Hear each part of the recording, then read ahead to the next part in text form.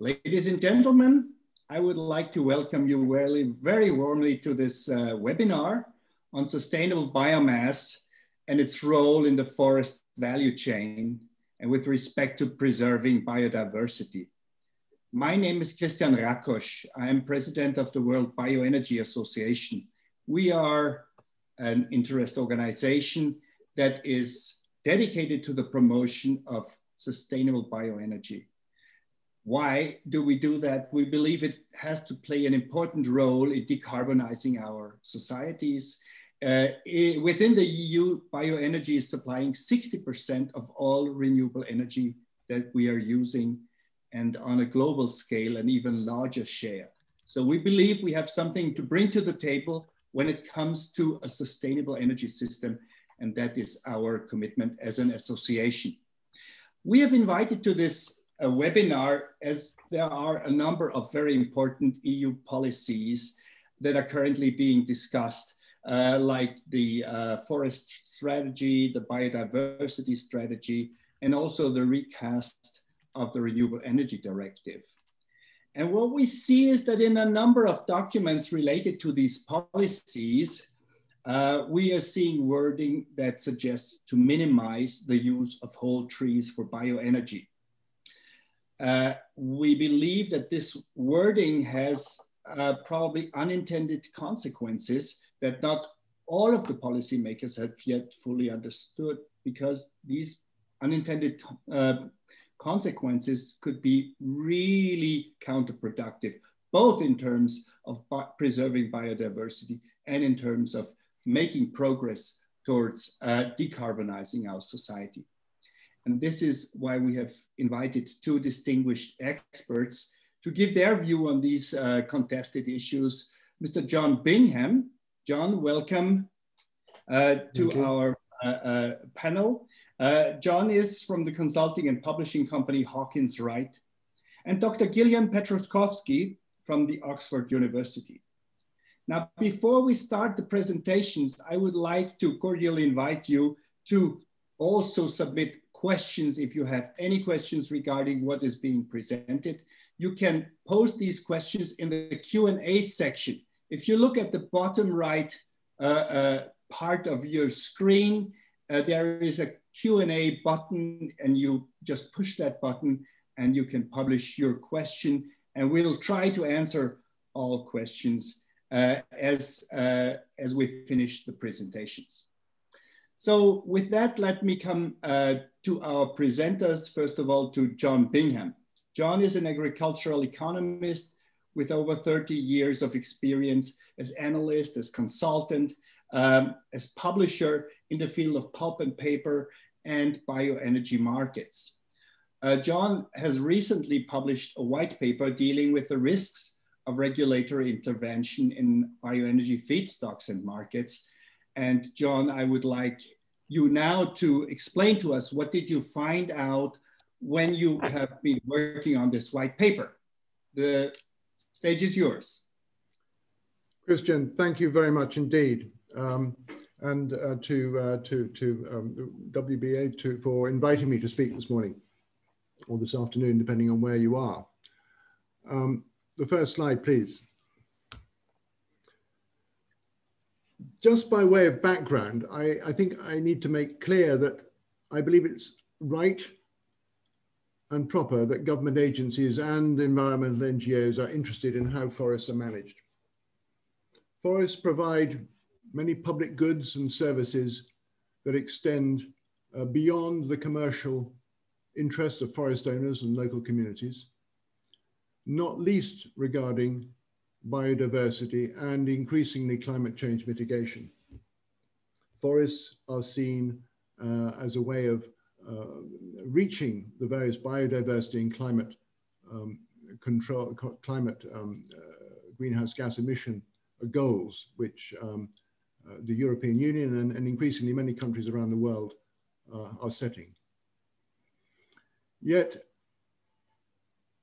I want to warn that when authorities intervene in markets, the effects can reach far beyond the stated purpose of that intervention. And these interventions can have unintended and potentially undesirable results. The next slide, please.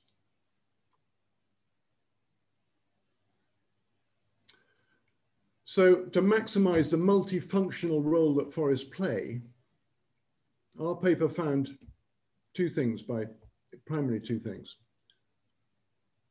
Firstly, authorities should aim to harness the existing market-based structures of wood fiber supply chains. And second, that by focusing on value, as opposed to arbitrary physical criteria, existing market structures will ensure that fiber will flow sustainably to the highest and best use. Next slide, please. The value of timber reliably reflects the highest and best use of the wood. Markets are efficient mechanisms, we found, for allocating wood to the highest and best use that the quality of the log will allow.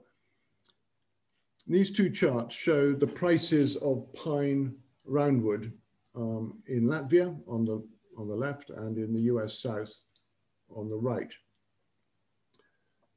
You'll see that as we move up the quality spectrum, from looking at the right-hand chart, for example, in wood chips at the bottom left, to pulpwood, to chip and saw, which is a low-grade saw log, to saw timber, to plywood logs, to poles, the value of that, those assortments of logs increases.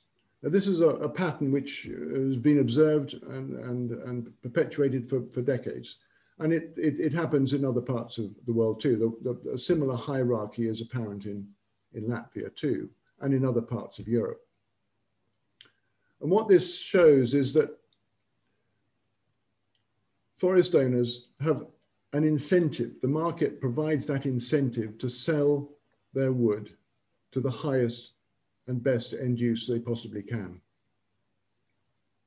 Next slide, please.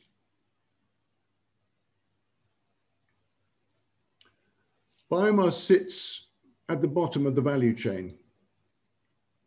It uses wood fiber that is unused or unsuitable for other purposes. But anyway, it's going to be harvested alongside a saw timber harvest, come what may. If we look on this diagram, this picture, on the right-hand side, you can see saw timber, these larger logs, undamaged logs. And these will be sawn into lumber and made into other products, such as housing, furniture, doors, windows. And these provide long-lived carbon sequestration products. They're very positive environmentally. In the bottom left, you'll see lower grade fiber. And this is use of pulpwood if paper and composite board markets are nearby. If they're not nearby, or if these traditional end users for pulpwood do not need all that low-grade pulpwood, then they may go to biomass. And in the back, on the top left, you'll see the tops, limbs, and branches and chips, which will go to biomass if a biomass market is present. And if not, they'll be left on the forest floor or burned on site. So the point here is that wood from a single tract of land typically supplies multiple markets. And here we've shown three. I've seen forest stands in the US South where 12 or more different assortments were being harvested from the same tract at the same time, all going to different end users with their particular requirements.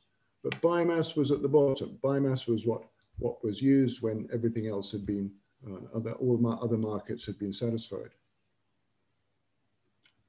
The next slide, please. Wood fiber flows have developed over decades. They're complex and dynamic. They move wood fiber from multiple sources to numerous end uses. And I think what we need to see here is that what is a byproduct or waste material for one producer, one sector, is the primary raw material for another. So in the bottom of this chart, this flow diagram, we can see sawmills producing chips and residues. And those residues then go into pulp manufacture, they go into bioenergy, and they go to panel board. And the point to make here is that if you interrupt or distort those established flows, it's not just the target end use that will be affected. Changes that affect one sector will be felt in others too. The next slide, please. So what is a sawlog? Very simply, a sawlog is a log that is sawn. It is not easily defined specifically by dimension or any other criteria, but it does have particular characteristics. Normally, they are characterized by an absence of defects. So this chart here, which I've taken from the Granule Invest Sustainability Report, thank you, Granule, which looks at the quality criteria which go into the decision-making process of categorizing sawlogs from pulpwood, from firewood. And what I mean by absence of defects is that for a sawlog to be valuable to a sawmill, it must have no rot. It should have no warping or swelling. It can be really only one species in one shipment. It should have no scars or tears. And it must not be old wood. It has to be fresh or relatively fresh. For pulpwood, the criteria are slightly more relaxed. A bit of rot doesn't really matter to a pulp mill, provided it is not excessive. A bit of warping or swelling doesn't really matter unless it complicates the debarking process. And tears, likewise, are adequate, provided it doesn't complicate debarking. Now, below that, you have firewood, and firewood represents about 50% of Granule's feedstock into its pellet mills. Firewood has a much wider set of criteria which are acceptable. So, for example, a rot of up to 50% of the diameter is acceptable, and it doesn't necessarily be absolutely fresh. So that is a fairly clear distinction, shows a relatively clear distinction between what constitutes sawlogs, pulpwood, and firewood. And one thing to note here is it has nothing to do with the diameter of the log. So you can see sawlogs range from 11 to 60 centimeters in diameter. Pulpwood is 60 to 60 and firewood an even wider range, 3 centimeters right up to 75. So it is the absence of defects which defines a sawlog, not the size of the log. The next slide, please. Sustainable forest management involves more than simply planting trees and waiting for them to grow into sawlogs. With planted forests, thinning and maintenance regimes are vital requirements that ensure a healthy forest. Additional light, water, space that are created after thinning improves the growing conditions of the most viable trees, increasing their growth rate, improving the characteristics of the trunks and their suitability for sawlogs. Thinning and maintenance has two effects. They maximize the yield of the valuable sawlogs, as well as maximizing carbon sequestration during sequential forest management cycles. And this, what I mean by this is when you take account of the carbon sequestered in the long-lived wood products manufactured from the sawlogs. So without thinning and maintenance, growth rates will suffer, sawlog quality will decline, and the health of the forest will be impaired. Forests then sequester less carbon during sequential forestry cycles than otherwise would be the case. For thinning and maintenance to be commercially viable, there needs to be a market for the low quality wood that is extracted. Without such a market and the income that it generates, it is more difficult for forest owners to justify the cost of these thinning and maintenance treatments. A forest will again sequester less carbon during the sequential forestry cycles than it would have done. Historically, the pulp industry has been the principal market for small diameter and damaged wood extracted from forests during thinning and maintenance. It still is the primary market for such wood. But pulp production has declined across many regions, particularly in North America, and pulp mills have closed. In North America, pulp mills' annual consumption of wood has dropped by an estimated 25 million tons a year over the past decade. Pellet mills partly fill that vacuum, providing a market for low-grade wood and an income for forest owners. In so doing, they are helping to keep forest lands forested and productive. Next slide, please. So whole trees, what are they and why are they used? Whole trees are used for bioenergy because they are low quality fiber felled as part of a traditional timber harvest. What I think is important to stress is that a tree is not more valuable because it is whole from its base to its highest branch. Again, it's the quality of the tree that matters and the absence of defects, not whether it is a whole tree or a part of it. In any case, the term whole tree is one that defies definition in forestry. Biologically, it can be used just as accurately to describe a tiny seedling as a mighty oak. I think what the term has really arisen because it makes a useful shorthand to use the word whole tree as a synonym, I suppose, for high value. That's not the case, as I think I've shown.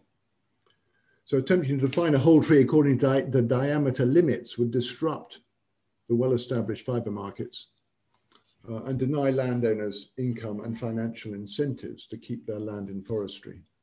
And there would be no offsetting ecological benefit of doing so. Next slide, please.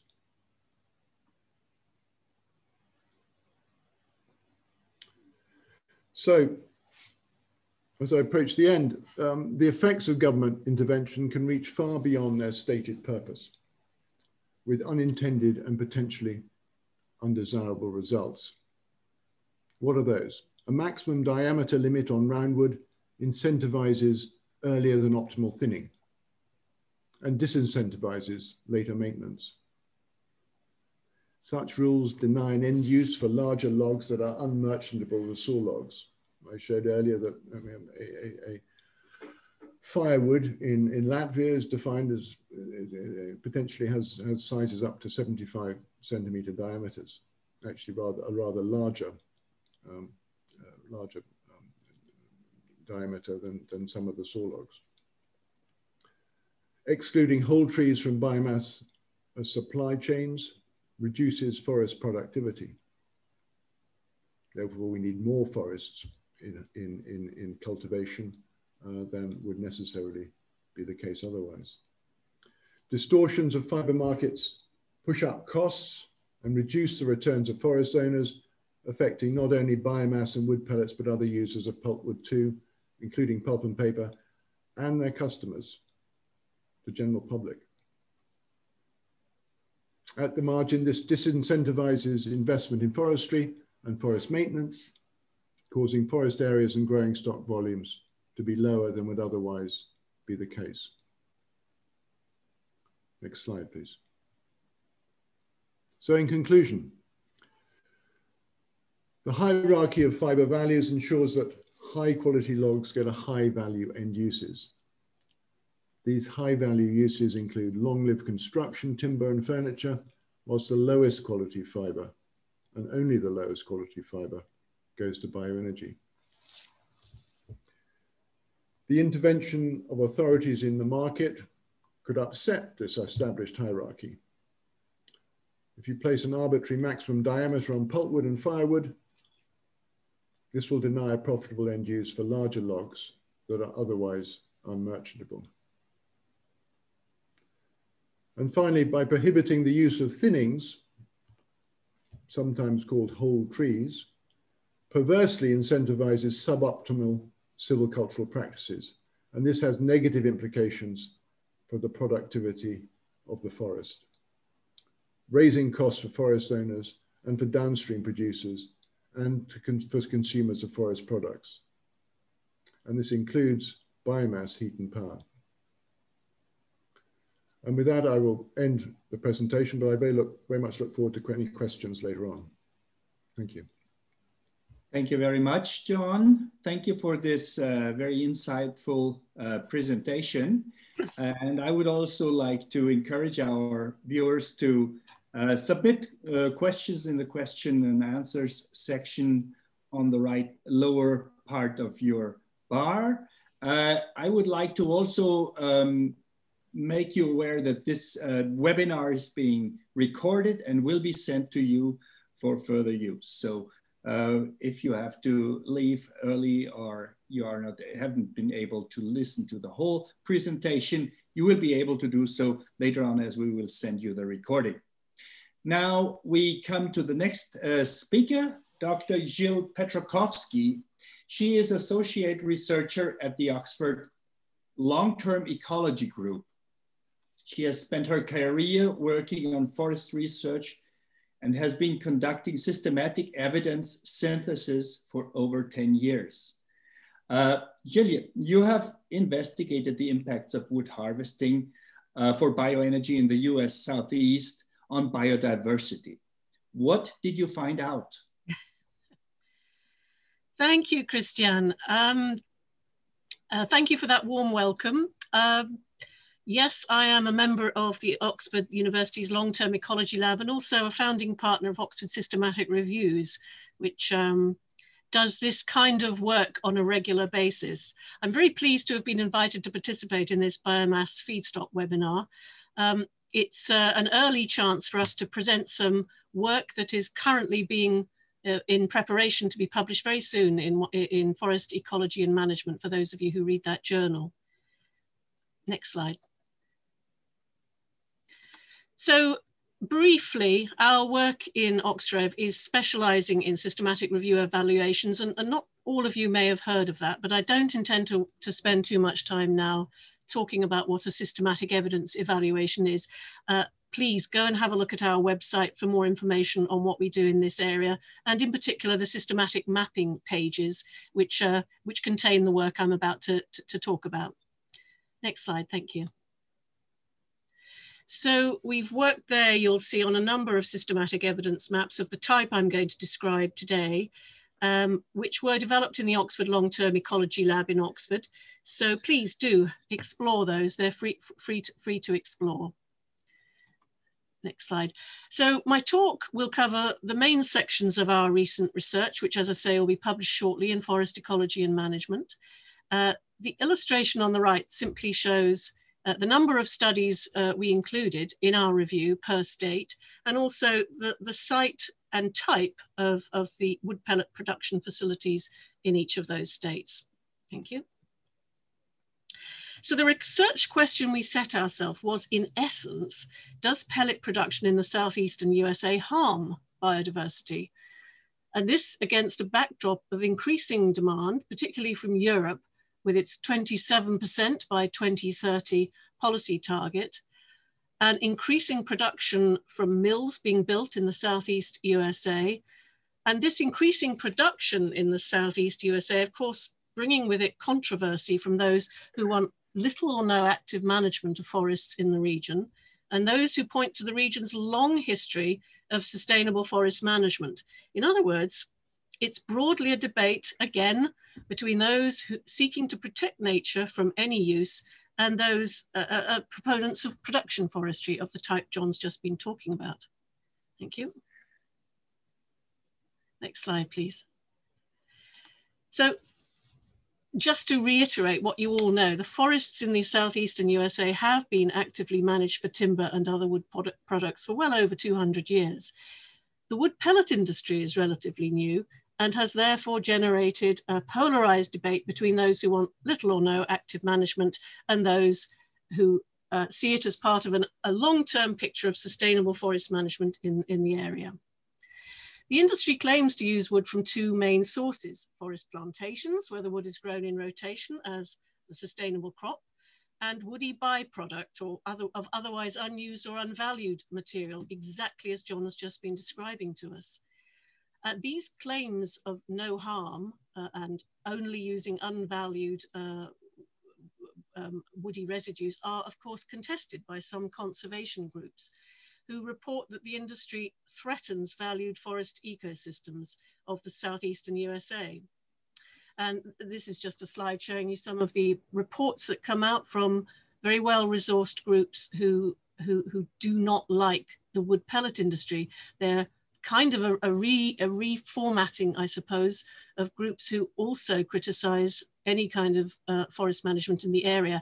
And I don't know if you can see right at the bottom, our old friend, the debate between is a plantation a forest or not. All of this plays into the research that we undertook. Next, please. So there's no official US government definition of the Southeast region, but you're probably very familiar with this geographical area. And the map here simply shows the forest land cover of the four main types of forested or wooded land recognized by Homer et al. In their National Land Cover Database. So that's the region of interest. Next slide, please.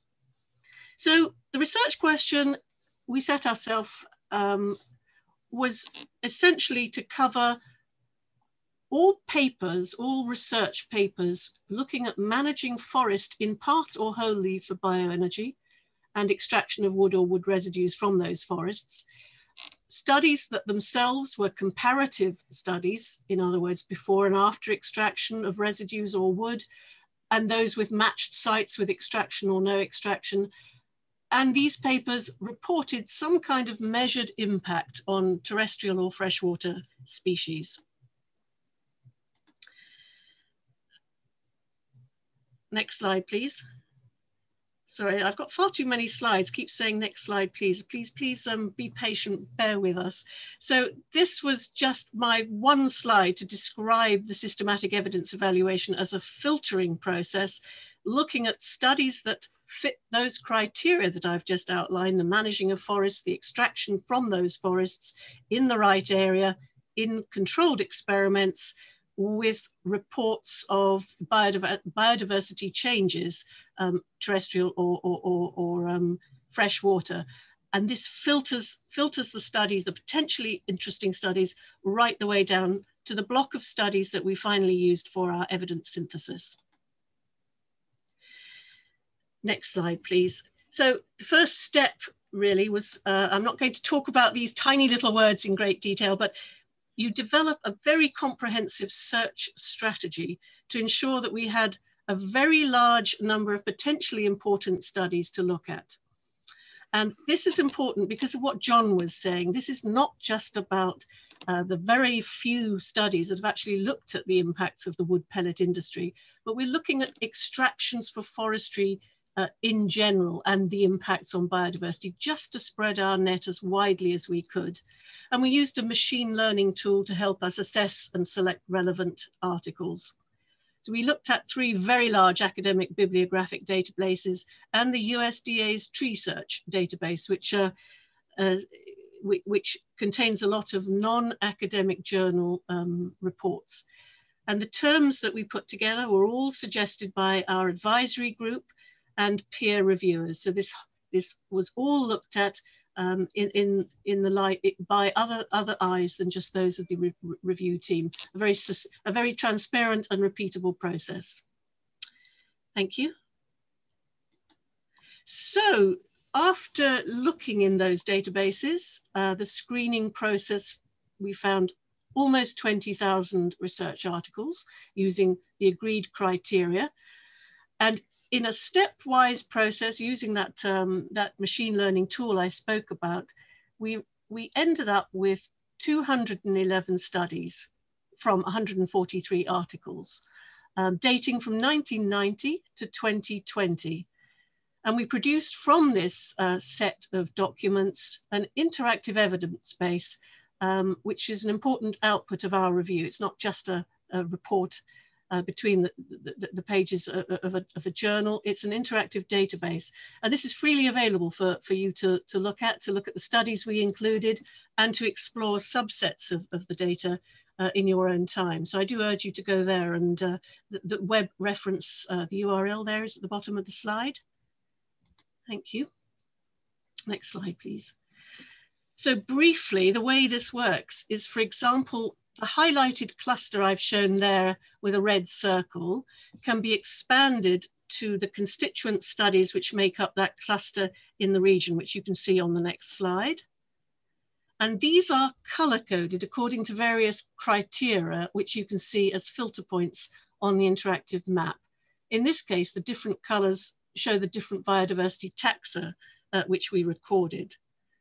And then the next slide of the interactive database set shows you, next slide if you will, shows you that how you can filter the evidence base for whatever questions you yourself want to pose of it. For example, you could select here biodiversity indicators amphibians and land invertebrates, but you could also search for a couple of temporal considerations. The duration of the study, was it a short or long-term study?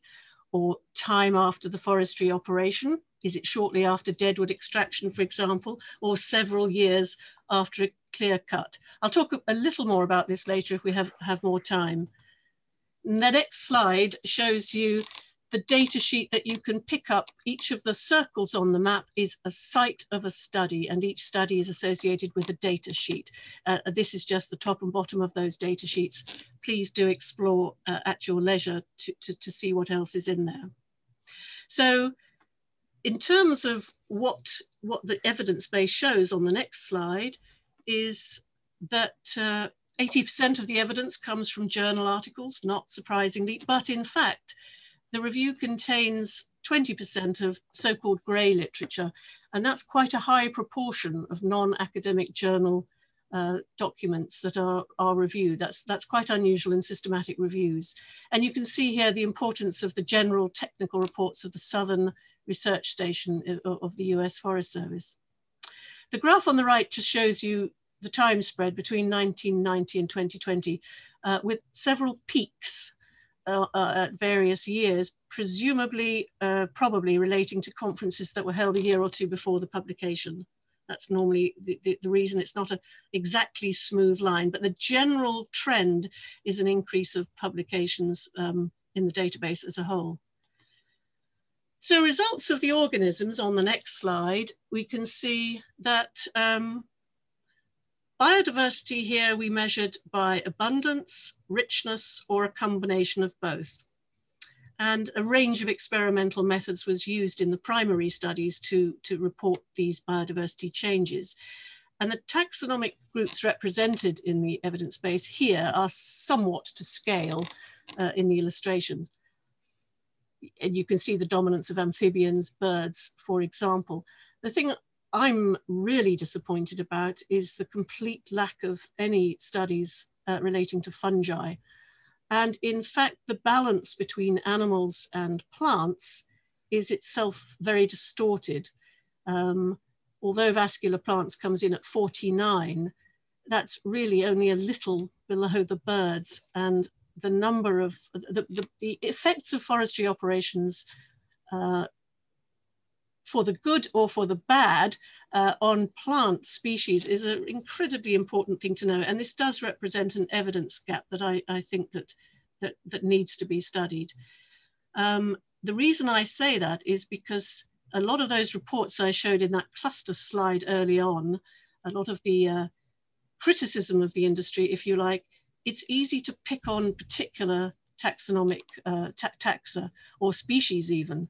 And I think that does distort the conversation. And it's important to realize that the evidence base is not evenly spread. It doesn't deal equally between different taxonomic groups, which are of importance to these ecosystems. In terms of which of those studies looked at negative impact, the next slide shows how we in fact found 69% of our studies showed no negative impacts at all of any of the forestry practices which we looked at. And these, remember, were not just those closely associated with the wood pellet industry, but broader forestry practices. So of the 31% of studies that did show some negative impacts, we could summarize that land invertebrates were affected mostly by woody residues removal and shelterwood. Birds were impacted mostly by clear cutting, controlled burning and pruning, and mammals mostly impacted by controlled burning and removal of woody residues. Only 9% of the studies in the entire evidence base reported negative impacts of forestry practices which were related directly to the pellet industry as far as we could tell.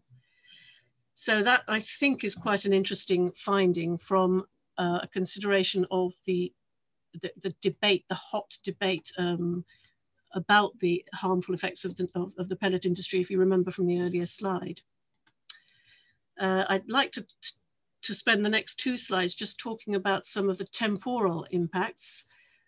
A minority of studies reporting, of that 30% of studies reporting any kind of negative impact, these are largely from studies that are less than 5 years in duration.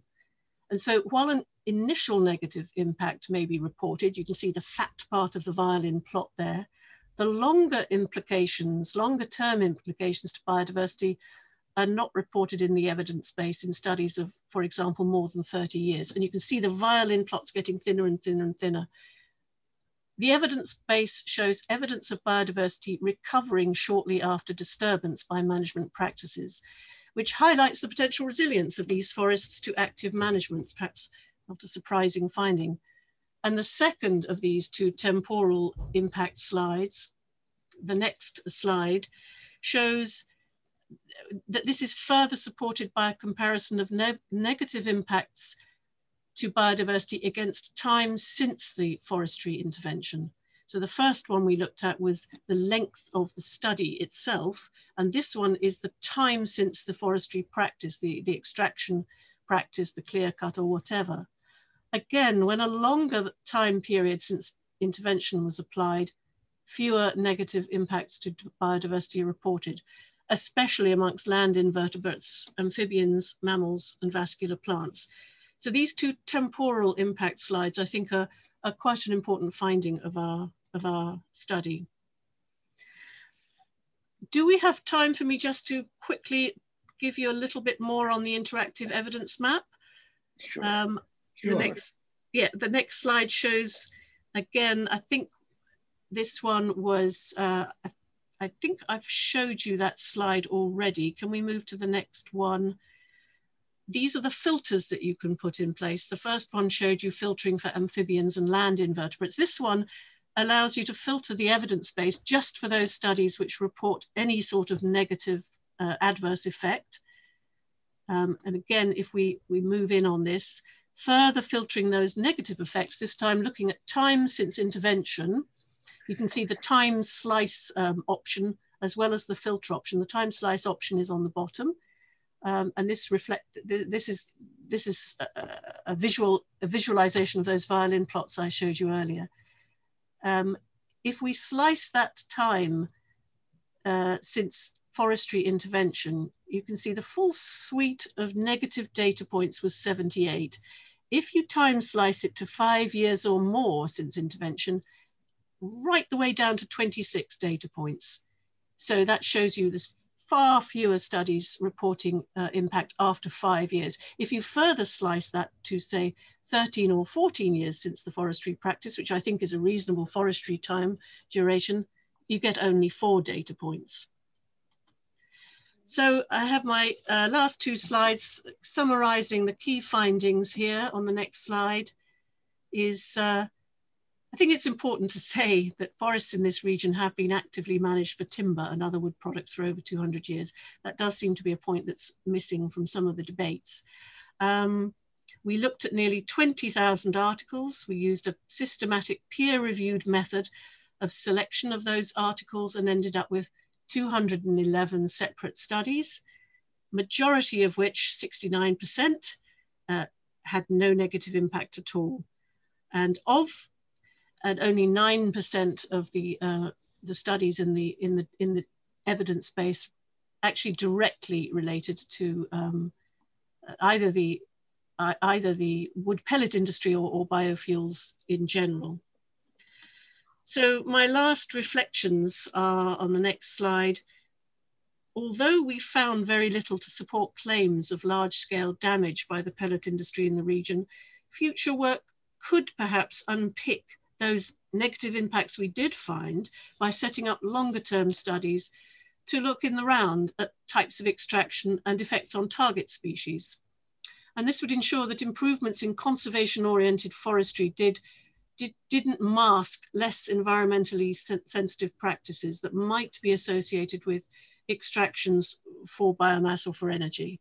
There is certainly a dearth of long-term studies from which to draw inferences of forestry practices on biodiversity for the wood pellet industry. And these short duration stand level studies do not allow extrapolation to the landscape scale, and longer term studies would be necessary to understand the long-term impacts of the industry in the region. There's more to say on what could be done in the future, but I think I will end it there by thanking people for their kind attention. I'm not sure we're on the right slide on the right hand side there. I'd moved on to, oh, that was just pretty pictures, and I do apologize, Taylor. So I'd like to acknowledge all the help finally that we've had in putting this research together. As I say, it'll be published fairly soon, so people can read it in the journal, and the evidence map is freely available online for you to peruse at your leisure. Thank you very much indeed. Thank you so much, Jill. That was extremely interesting and very enlightening. And I'm quite amazed how profound the research is that you're doing. I mean, just going through 20,000 studies, that's really awesome and quite amazing. Now, before we go to the questioning part of this webinar, let me just make one more comment, because your study was related to the United States. And I would like to just put that into perspective, that we're talking about minimizing whole tree use would affect European forestry much more than American forestry, because 95% of the bioenergy that we're generating in Europe is coming from European biomass, and a very, very small 5% is actually coming from imported biomass, partly from the US Southeast, partly from Canada. So if I talk about my own home country, Austria, we have about 2,000 villages and towns that are being heated with wood chips in district heating systems, which are very clean, very comfortable, and they're using low quality trees that have been taken out in the process of thinning, of managing forests. And that is something we don't want to stop with. I mean, we don't want to go back to heating these villages with fossil fuels. because somebody tells us to minimize the use of whole trees. Of course, these are whole trees, but they can't be used for anything else. So I think we really need to keep that in mind as we debate this issue, that we're not mainly talking about US forestry, but we're very strongly talking about European forestry, European small-scale forest owners that are very happy that they have a market for damaged wood, for diseased wood they would otherwise not be able to market, and that would actually stay in the forest and disintegrate and emit CO2 all the same. So that was my additional remark, and with that, let's go to the Q&A part. We have here a number of questions for John. Let me see. The first one is that you're suggesting that government intervention could have unintended negative consequences.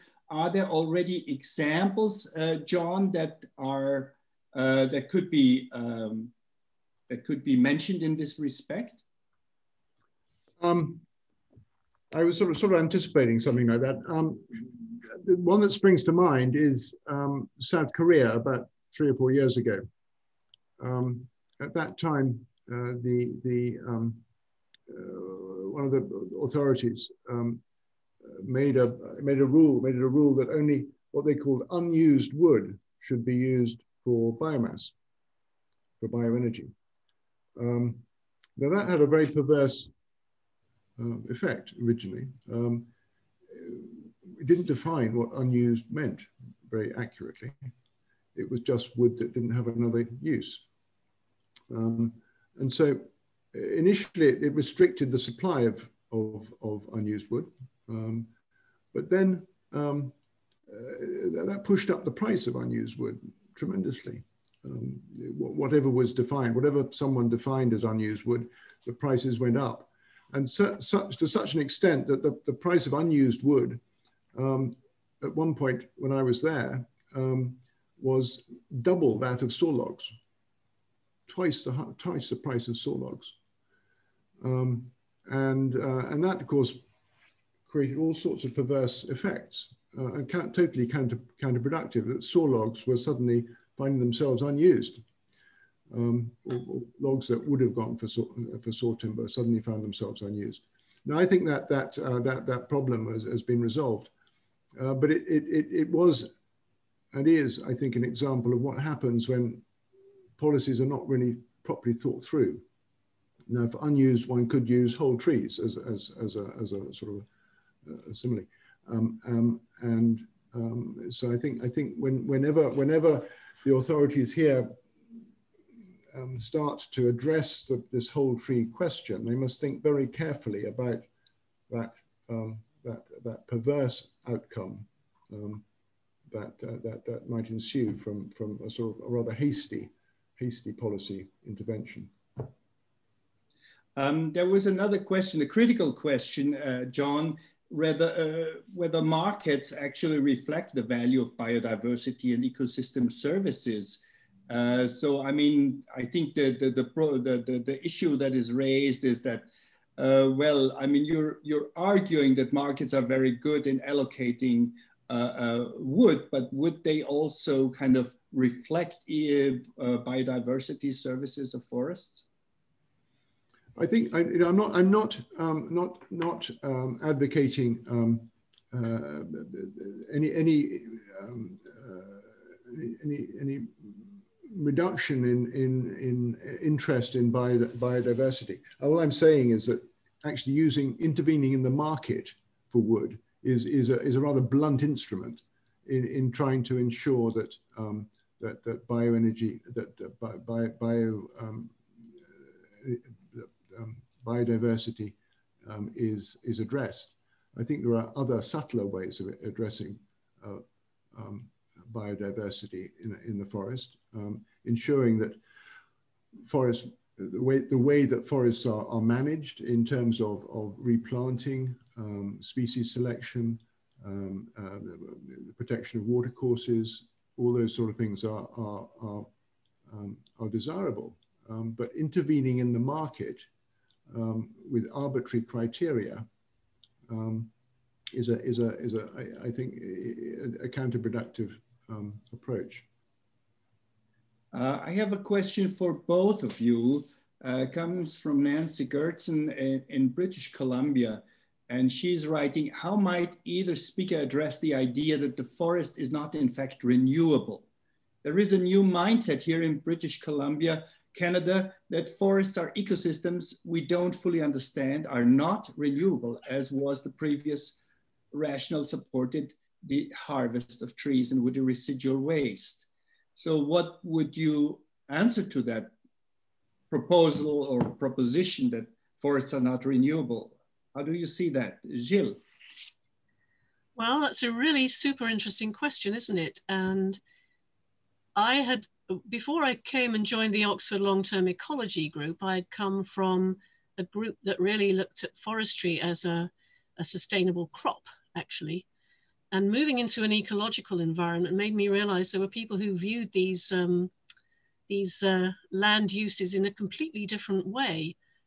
And we get that binary debate, don't we, between just leaving an ecosystem as it is and not interfering with it, a kind of wilderness approach, or those who for a long time in forestry we've had the notion of sustainable forest management. It's not new. So I'm not sure I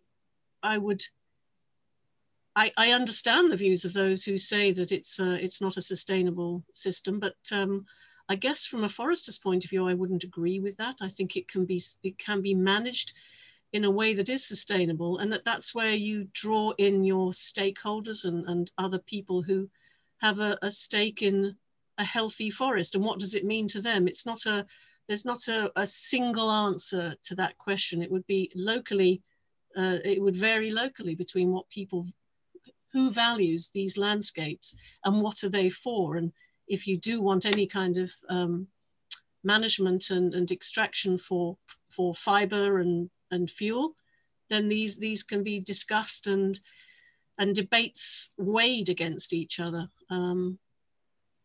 A bad answer to a really good question. Sorry, Nancy, is it? John, what's your take?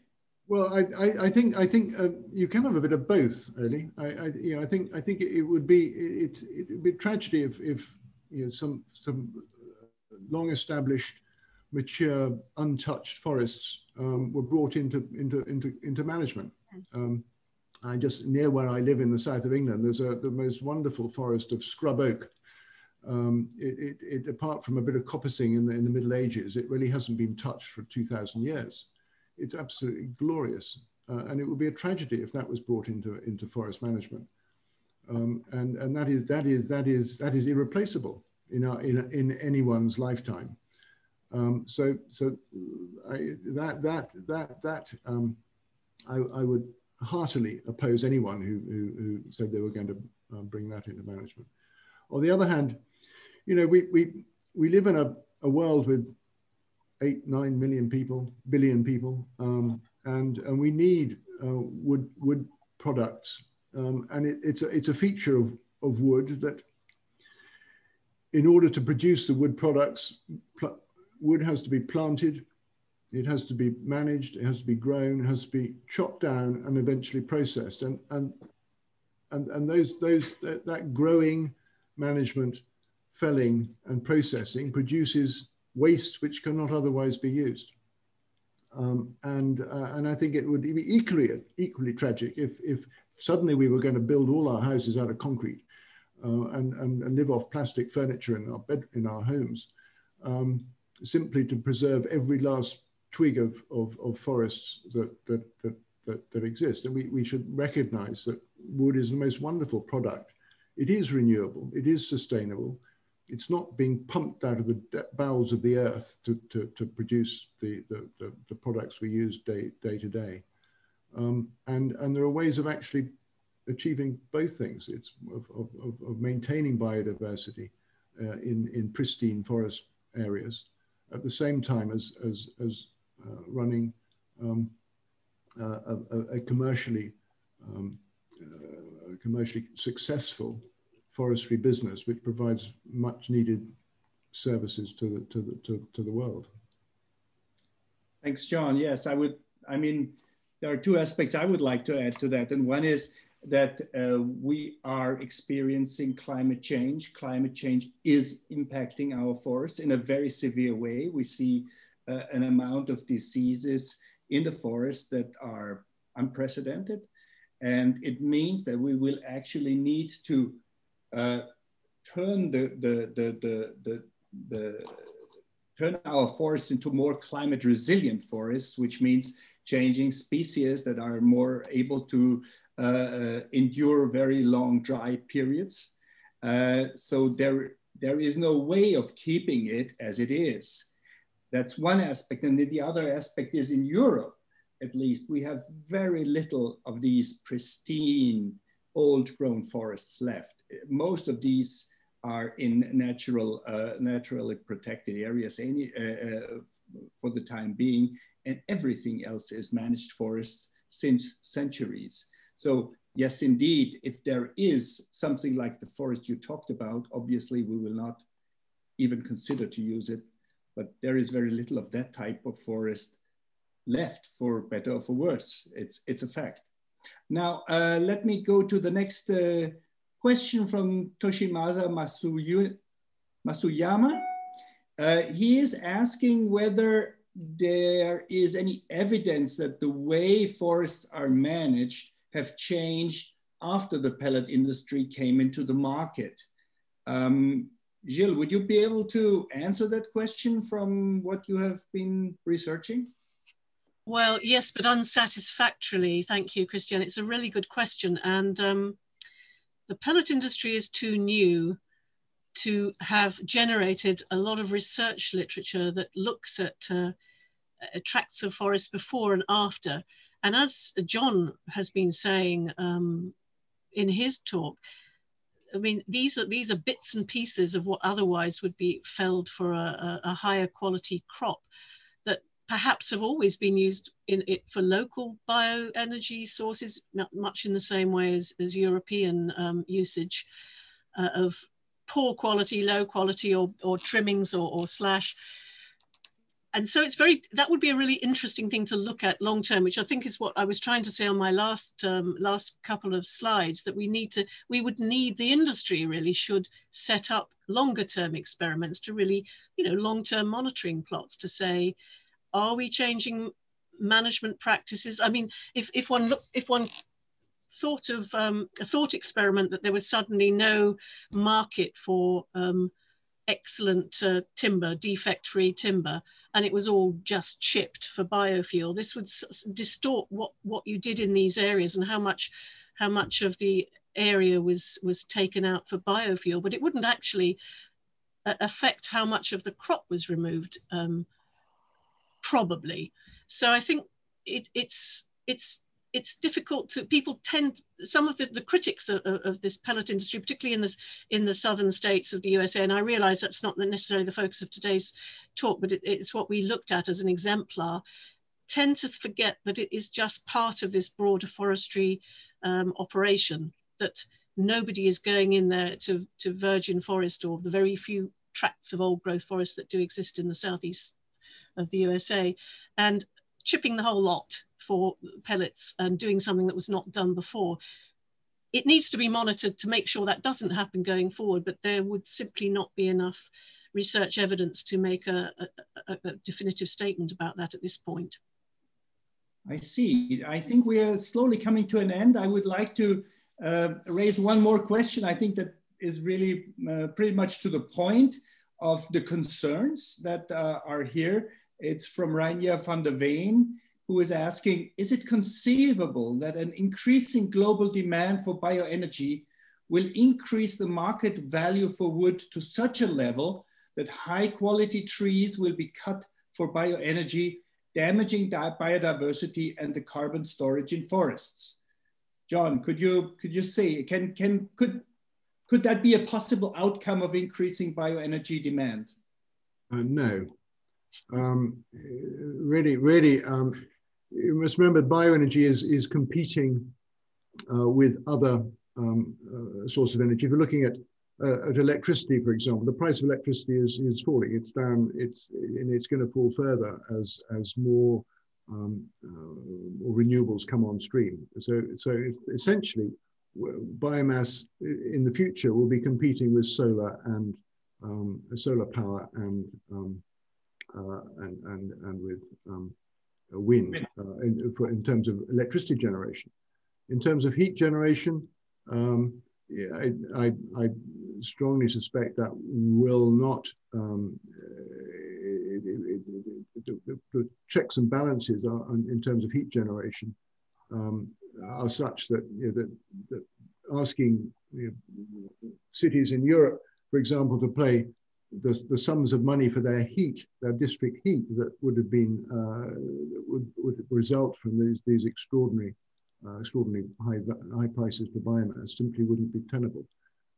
I think over time you would find, or not much time either, within a very short period of time, the amount of the prices would be constrained significantly, and I really don't see a possibility of those sorts of scenarios coming to.